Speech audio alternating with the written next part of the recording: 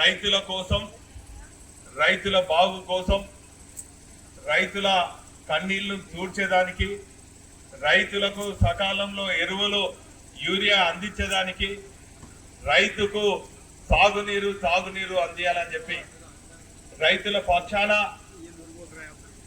రాజన్న చేసే ఈ పాదయాత్రకు, ఈ యాత్ర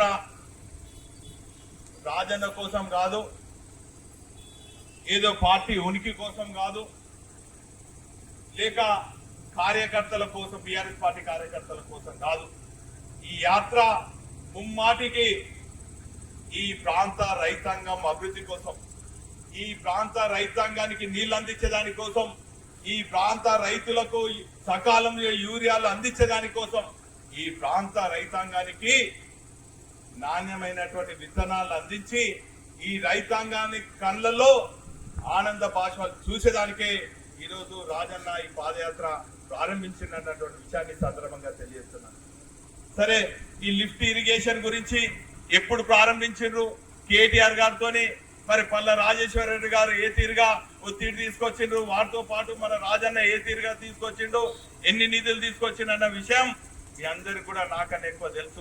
ఆ రోజు ఇనాగ్రేషన్ అప్పుడు, ఫౌండేషన్ స్టోన్ అప్పుడు నేను కూడా ఇక్కడ రావడం జరిగింది.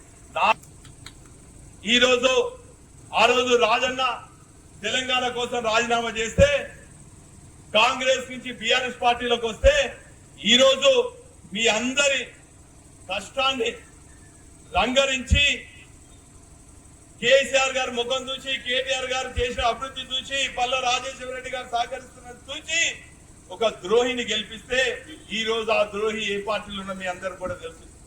పాపం అనిపిస్తుంది.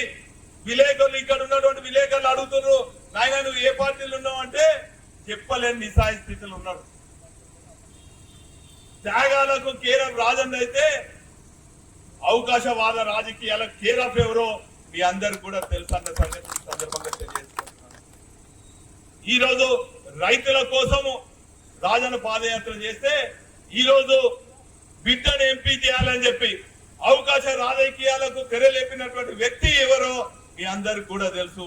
ఆ గొప్ప వ్యక్తి ఎవరో, 73 ఏళ్ల వయసులో ఉండి ఇటువంటి దొంగ పని, నీచమైన లంగ పని చేసిన వ్యక్తి ఎవరో నాకన్నా ఎక్కువ మీ అందరికి కూడా తెలుసు.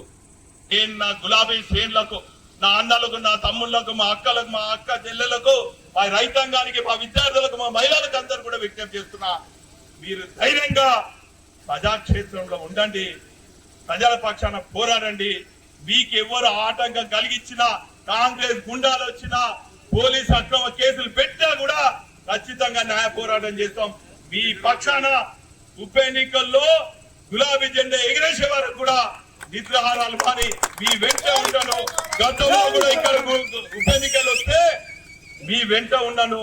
ధర్మసాగర్ మండలంలో ఇల్లు తిరిగినాను, ఇంటి కాడ మరి అన్నం తిని అక్కడనే ఉన్నటువంటి విషయాన్ని కూడా ఈ సందర్భంగా తెలియజేసుకుంటూ, ఖబర్దార్ శ్రీహరి ఈ సందర్భంగా తెలంగాణ ప్రజలకు నువ్వు ద్రోహం చేసినావు, గన్పూర్ రైతాంగానికి ద్రోహం చేసినావు, గన్పూర్ ప్రజలకు చేసిండు. ఈ రోజు గన్పూర్ ప్రజలు ఎప్పుడు ఎన్నికలు వచ్చినా కూడా నీకు శాశ్వతంగా రాజకీయ రిటైర్మెంట్ ఇవ్వబోతున్నారు అనుకోండి విషయాన్ని ఈ సందర్భంగా రాజన్న పాదయాత్ర విజయవంతం చేయాలనుకుని ఈ సందర్భంగా తెలియజేసుకుంటూ సెలవు తీసుకుంటారు. జై కేసీఆర్.